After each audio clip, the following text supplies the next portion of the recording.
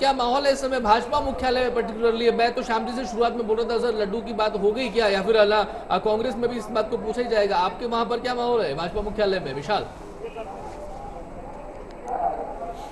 देखिए, मुझे नहीं मालूम कि कौन से श्यामजी साहब की बात हुई है, लेकिन मैं इतना बता दूं कि राजस्थान के अंदर ये माना जा रहा था कि कांग्रेस अच्छी टक्कर देगी और वो यहाँ पर देखने को मिल रहा है। हालांकि बीजेपी मुख्यालय पे जश्न का माहौल है, पहले से पोस्टर बैनर लग गए हैं और यहाँ पर ये माना जा रहा है कि बीजेपी अच्छा करेगी। खासतौर से जयपुर सीट पर मंजू शर्मा को बधाई के यहाँ पर होर्डिंग्स लग गए। मैं कैमरामैन से कहूंगा कि आपको थोड़ा सा यहाँ पर माहौल दिखा के रखें। अभी चूंकि बहुत शुरुआत है तो मालूम नहीं है कि अभी लोग यहाँ पर ज्यादा आए नहीं है, लेकिन जैसे जैसे आपके नतीजे आने शुरू होंगे यहाँ पर जश्न का माहौल बनेगा। लेकिन जैसे हम बात कर रहे हैं राजस्थान की, तो राजस्थान के अंदर अगर कांग्रेस एक भी सीट जीतती है तो इसके लिए बहुत बड़ी उपलब्धि होगी कांग्रेस के लिए, क्योंकि कांग्रेस पिछले 2 चुनाव में बिल्कुल भी उसने अच्छा नहीं किया है। पिछले चुनाव में तो उसके हाथ शून्य लगा था।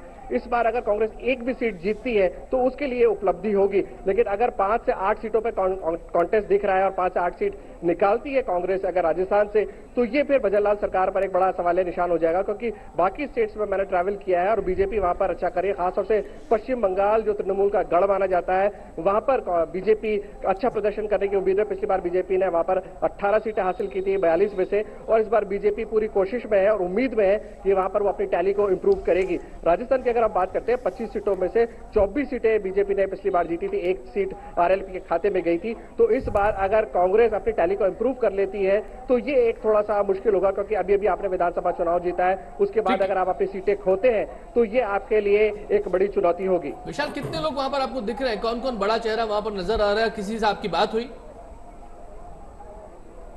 देखिए, अभी बड़े चेहरे आने शुरू होंगे, क्योंकि अभी ये शुरुआती रुझान है और जैसे हम 11 बजे तक का हम वक्त मान के चल रहे हैं कि लोग यहाँ पर आना शुरू हो जाएंगे। उसमें दिया कुमारी, राज्यवर्धन सिंह राठौर, और थोड़ी देर बाद अगर बीजेपी के फेवर में ये चुनाव जाता है, खासतौर से जब मैं बात कर रहा हूँ बीजेपी के फेवर में, तो मैं 25 सीटों की बात कर रहा हूँ राजस्थान की, तो भजनलाल शर्मा और सीपी जोशी भी यहाँ पर पहुंच सकते हैं जो बीजेपी के मुखिया है राजस्थान में।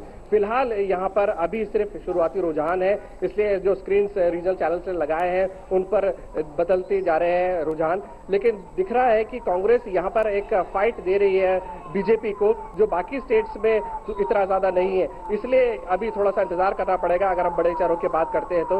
हालांकि यहाँ पर रंग रोगन हो गया है, यहाँ पर सजावट हो चुकी है और पहले से बड़े बड़े पोस्टर बैनर लगे हैं प्रधानमंत्री नरेंद्र मोदी के 400 पार के। ये वक्त बताएगा कि कितनी सीटें बीजेपी और एनडीए गठबंधन हासिल करता है, लेकिन शुरुआती रुझानों में भी बीजेपी और एनडीए गठबंधन काफी बड़ी लीड ले चुके हैं कांग्रेस इंडिया अलायंस से। लेकिन अगर हम राजस्थान की बात करें तो जो कॉन्टेस्ट में बता रहा हूं वो कॉन्टेस्ट नेक एंड नेक का नहीं है, लेकिन फिर भी अगर 5 से 8 सीट पे कांग्रेस अगर कॉन्टेस्ट में है तो फिर ये बीजेपी के लिए एक चैलेंज वाली बात है, एक सोचने वाली बात है, क्योंकि बीजेपी ने जो अपना चुनाव कैंपेन किया था जिसमें खुद प्रधानमंत्री ने शुरुआत से लीड की थी, इनफैक्ट उन्होंने दौसा जैसे छोटे शहर में भी रोड शो किया था, और बीजेपी 25 से 25 सीटें यहां से जीतना चाहती है। 25 सीटें राजस्थान से, 26 आपकी गुजरात से, बंगाल में 42 सीटों पर ज्यादा से ज्यादा सीटें, बिहार की 40 सीटें और यूपी में 80 सीटों पर तो उनका दावा है ही कि वहां ज्यादा से ज्यादा सीटों पर बीजेपी अपनी जीत दर्ज की। पिछली बार बीजेपी ने यूपी में 62 सीटें हासिल की थी।